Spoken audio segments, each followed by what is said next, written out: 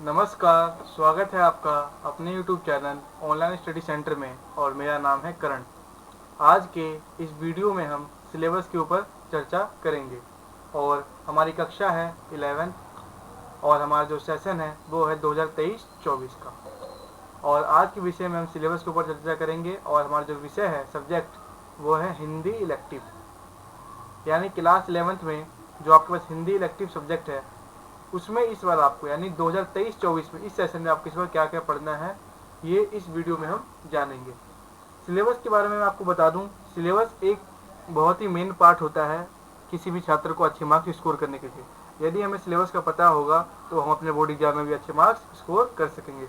इसलिए चलिए ज़्यादा समय लेते ना हुए मैं आपको सिलेबस की ओर ले चलता हूँ। सिलेबस को जानने से पहले आप ये जान लीजिए कि आपकी जो क्लास 11th है और जो आपका हिंदी इलेक्टिव सब्जेक्ट है इसमें आपकी कितनी पुस्तकें हैं, यानी कि कितनी पुस्तक आपको पढ़नी है इस सब्जेक्ट में। तो सबसे पहले आपकी पुस्तक है अंतरा भाग 1। यही जो अंतरा पुस्तक है आपकी 12th में भी रहेगी, पर यहाँ पे चेंज हो जाएगा, बस यहाँ पे अंतरा भाग 2 लिखा आएगा, लेकिन आपको 11th में अंतरा भाग 1 पढ़नी है। और दूसरी जो पुस्तक है आपकी वो है अंतराल भाग 1 और 12th क्लास में अंतराल भाग 2 हो जाएगी, बस इतने फर्क है। और अगली पुस्तक की ओर हम बढ़ते हैं। देखिए ये हमारी तीसरी पुस्तक है।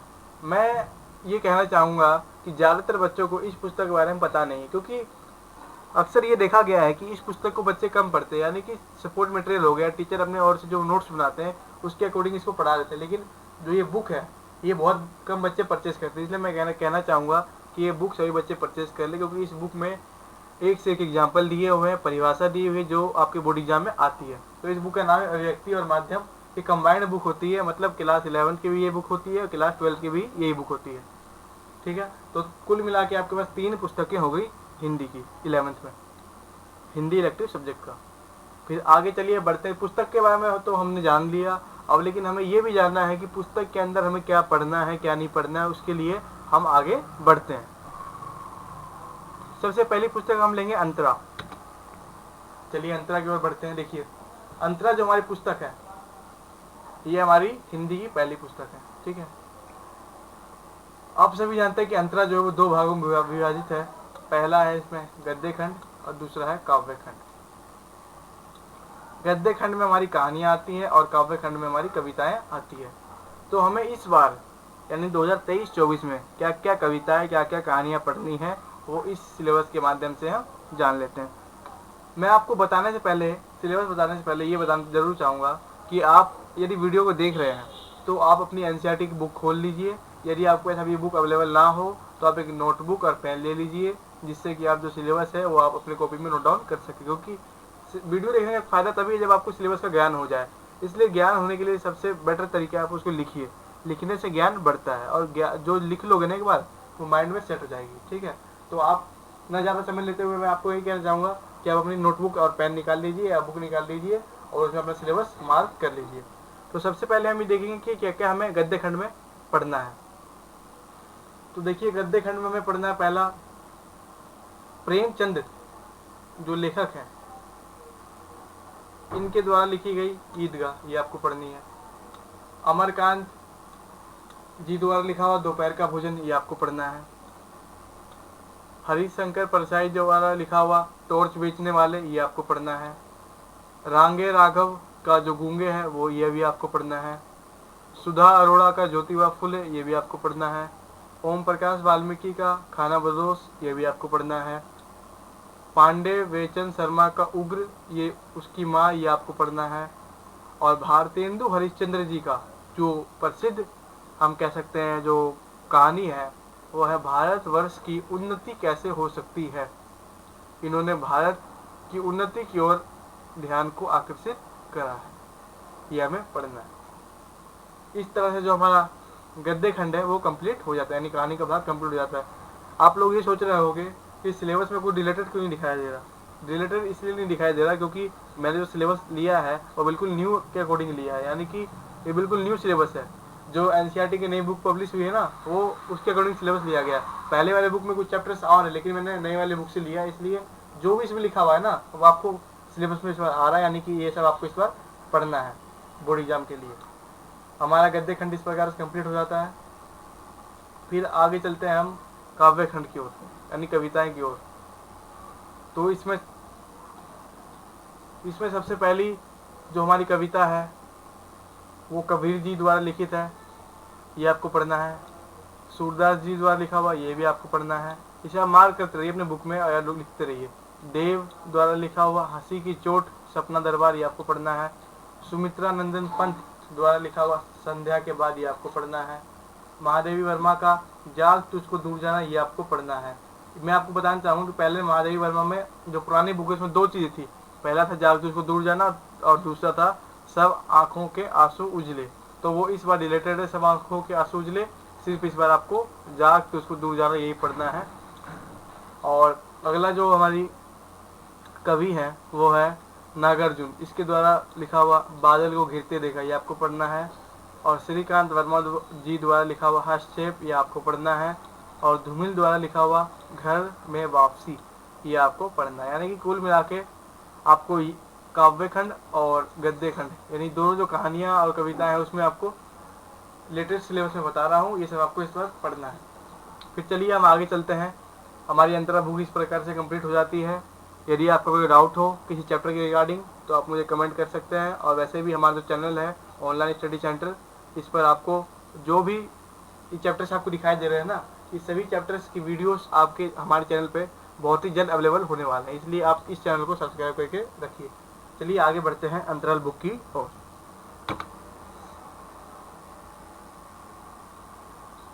देखिए अंतराल जो पुस्तक है वो हमारी पूरक पाठ्य पुस्तक है, यानी कि ऐसी पाठ्य पुस्तक जो हमारी जो मेन पाठ्य पुस्तिका है ना उसके साथ जो जोड़ी जाती है उसको पूरक कहते हैं। तो इस अंतराल बुक में आपको क्या क्या पढ़ना है उसकी और हम ध्यान केंद्रित करते हैं। इसमें आपको सिर्फ दो चीज़ पढ़ना है, एक मकबूल फिदा हुसैन की द्वारा जो लिखा हुआ है हुसैन की कहानी अपनी जुबानी, और बड़ौदा का बोर्डिंग स्कूल, और रानीपुर बाजार, ये आपको सिलेबस में है। यानी कि एक चैप्टर से एक चैप्टर मान लो इसको आप, ठीक है।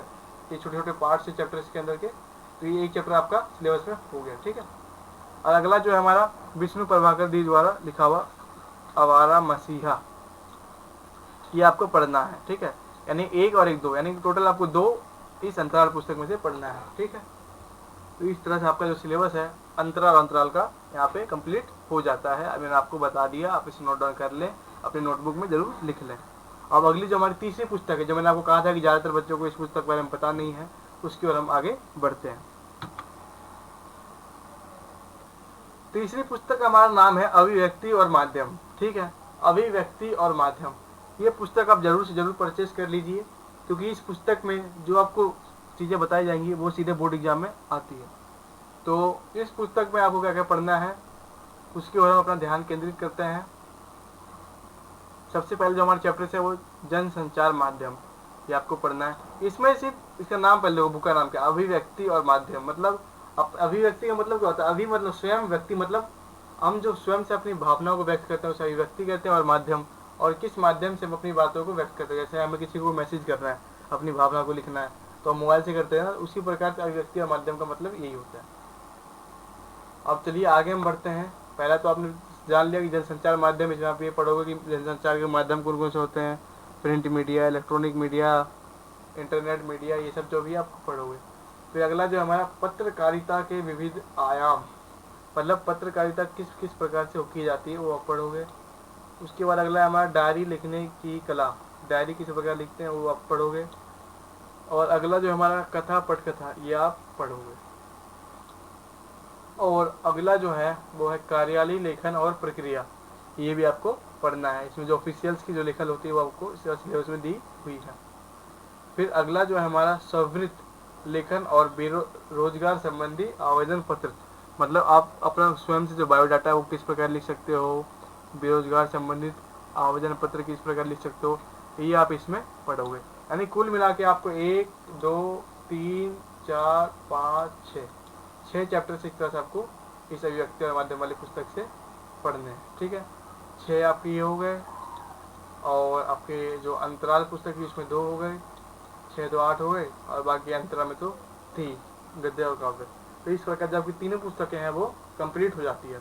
इसलिए मैं कहना चाहूँगा कि सिलेबस बहुत ही लिमिटेड है, इसलिए आप पढ़ाई को अभी से शुरू कर दें, क्योंकि जो लास्ट टाइम है उस समय आपको बर्डन ना पड़े, अभी से अपना पढ़ाई शुरू कर दें।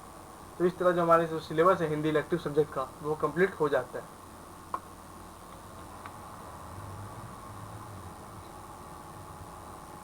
आप सभी को वीडियो देखने के लिए थैंक्स फॉर वाचिंग। और मैं आपको बताना चाहूँगा कि इस वीडियो में आपको जो भी बताया गया है, यदि उस वीडियो के रिगार्डिंग या फिर सिलेबस के रिगार्डिंग या फिर कोई वीडियो में कुछ कमी है, कुछ भी मतलब त्रुटि आपको लगती है, तो आप हमें कमेंट कर सकते हैं कमेंट सेक्शन में। कमेंट सेक्शन हमारा ओपन है, ठीक है। और मैं आपको ये बताना चाहूँगा कि आप इस चैनल को सब्सक्राइब कर लीजिए, क्योंकि जो हमारा चैनल है ऑनलाइन स्टडी सेंटर, इस चैनल पर आपको जितने भी आपकी क्लास 11, 12 के जो भी सब्जेक्ट्स हैं, मतलब हिंदी हो गया, लैंग्वेज सब्जेक्ट हो गया, हिस्ट्री हो गया, मेन सब्जेक्ट हो गया, जो कुछ मेन सब्जेक्ट है और कुछ लैंग्वेज सब्जेक्ट है, सबकी वीडियोस आपको इस चैनल पर अवेलेबल करा दी जाएंगी। इसलिए आप इस चैनल को सब्सक्राइब कर लीजिए और जो ये बेल आइकन है इसको जरूर प्रेस कर लीजिए। क्या होता है ना कि बहुत बच्चे क्या करते हैं, सब्सक्राइब तो कर लेते हैं लेकिन बेल आइकन प्रेस नहीं करते, जिससे जो लेटेस्ट नोटिफिकेशन है वो उनके पास नहीं पहुंच पाता। इसलिए सब्सक्राइब भी कर लीजिए और बेल आइकन को भी प्रेस कर लीजिए। और वीडियो अच्छा लगा हो तो वीडियो को लाइक कीजिए और अपने दोस्तों के साथ भी शेयर कीजिए, क्योंकि शेयर मैं इसलिए कह रहा हूँ कि यदि आपको मान लो सिलेबस पता चल गया, आपके दोस्त को नहीं चला, तो फिर अच्छा नहीं होगा ना। इसलिए अपने दोस्त को बताइए ताकि उसको भी भला हो, और अपने दोस्त को भी मतलब सिलेबस के रिगार्डिंग बताइए। और ये वीडियो अपने ग्रुप में, व्हाट्सएप ग्रुप में अपने फ्रेंड्स के पास शेयर कर दीजिए ताकि सबको सिलेबस का ज्ञान हो जाए। और कोई डाउट हो तो कमेंट में ज़रूर पूछिएगा। थैंक्स फॉर वॉचिंग, धन्यवाद।